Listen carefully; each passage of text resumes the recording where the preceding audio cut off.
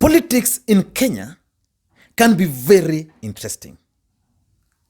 And politics can sometimes turn to be very dirty. Nobody in this country would have ever imagined that Jubilee Party was going to disintegrate immediately after the last general election. Nobody. Because Jubilee Party was a very strong political party. Jubilee Party was a united political party. And none other than the Deputy President, William Samoei Ruto, had the confidence of the unity of Jubilee Party. And he told anybody who cared that Jubilee Party was going to rule this country until 2032. And at some point, I remember him so well, referring to the ODM party as rudderless, clueless, and leaderless. And today in this country, there is high voltage politics in Jubilee Party. And President Uhuru Kenyatta has successfully made William Samoei Ruto an outsider in Jubilee Party. And if you study the Deputy President today, the position he is can only be compared to where he was in 2011. I want you to listen to the Deputy President very briefly when he was leaving the ODM party and compare that to his current situation. Unfortunately, that is the pit that ODM today lives in. Very unfortunately. We are among the architects of ODM. We were not invited into the Orange Democratic Movement. We formed it ourselves. And the positions that we occupied after the last general elections were not given to us by anybody. They were not rewards. These are positions we earned out of our contribution to the Orange Democratic Movement. We have absolutely no apologies to make for the positions we took, and for whatever the consequences that have come, we will take these consequences in its stride with our heads high up, knowing very well that we lived by the principles that we believed in. And we are telling the remnants in ODM, see you at the general elections.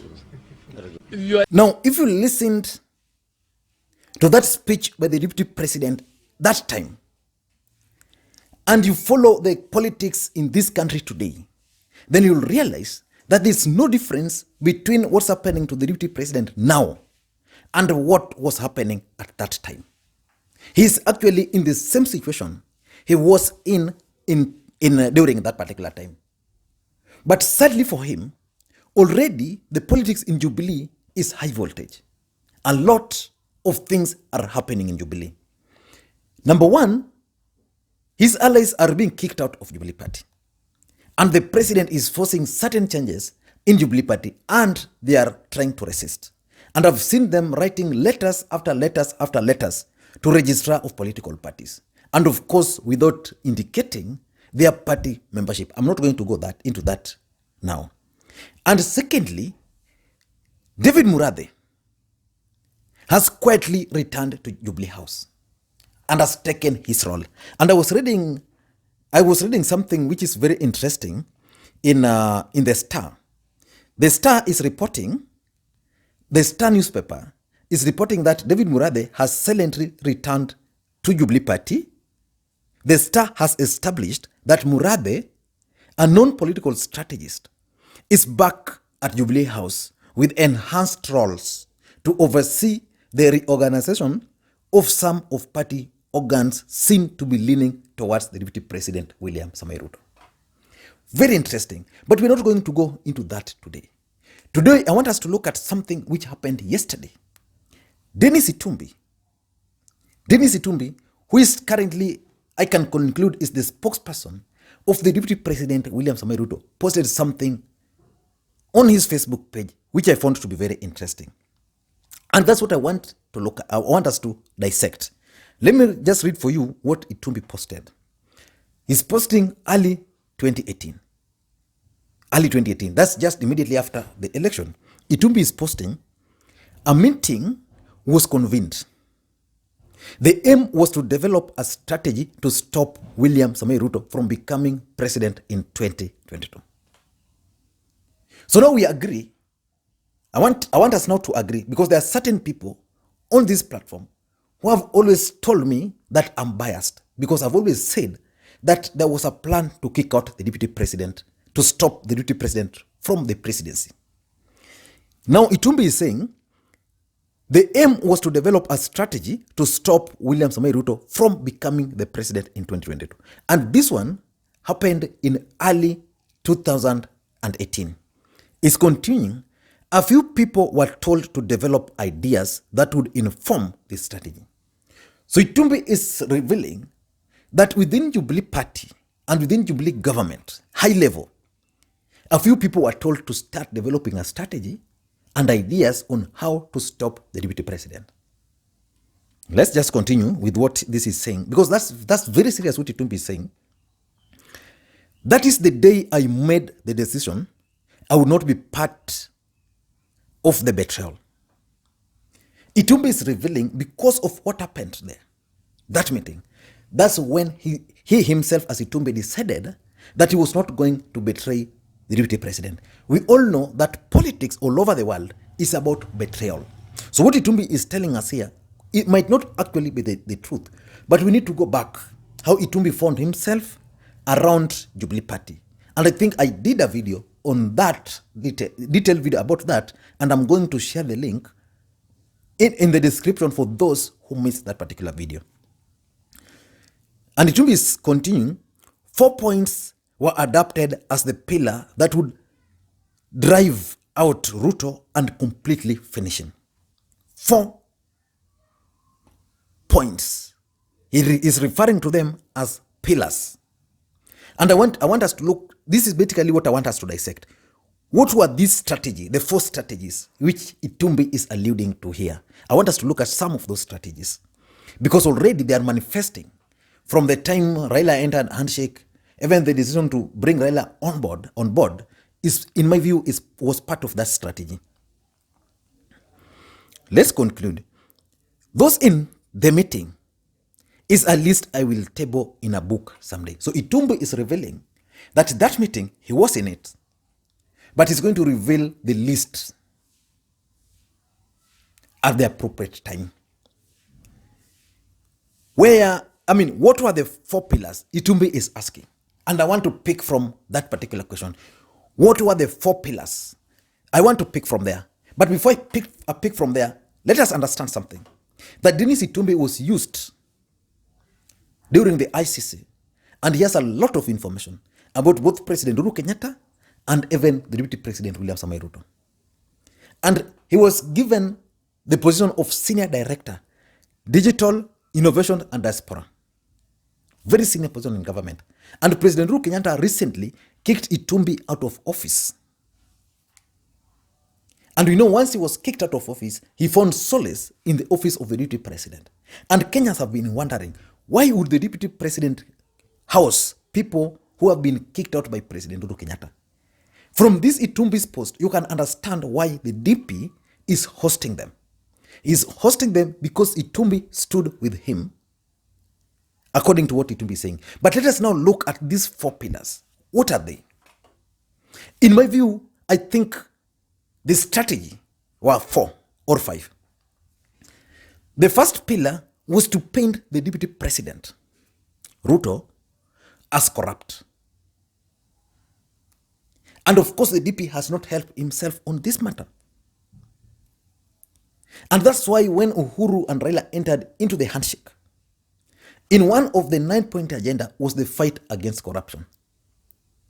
And because the system had known that the DP probably is corrupt and the people around him were corrupt, so it was easy to pin him down with that and to paint him as corrupt.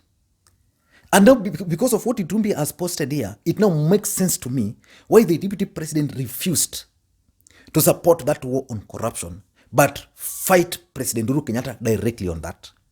Because remember, at some point the DP had to stand on a podium and say that the war on corruption is being weaponized against him. So I think the first idea was to paint the DP as corrupt. Because you remember, the DP before this was known to be someone who was working. He had lied to Jubilee supporters, and Jubilee supporters believed DP. This is a guy who would talk very nice things, but zero implementation. So these guys are now saying all these things he was talking about, be it Kimwarer, corruption, be it last mile, this corruption, be it the stadium, corruption. So they wanted to paint the DP as corrupt in the minds of Kenya. And today, if you ask any Kenyan, who is the most corrupt politician in this country, they'll easily tell you it's the Deputy President Ruto. I know some will question, if you ask them that question, some will ask you the question that Ruto is not only the corrupt individual. So in short, there's an agreement that the DP is the most corrupt individual in this country today. So that's how the system wanted it to appear, and they've actually succeeded.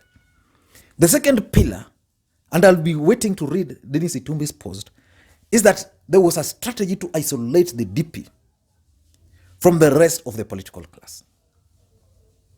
Take, for example, the Building Bridges Initiative campaigns.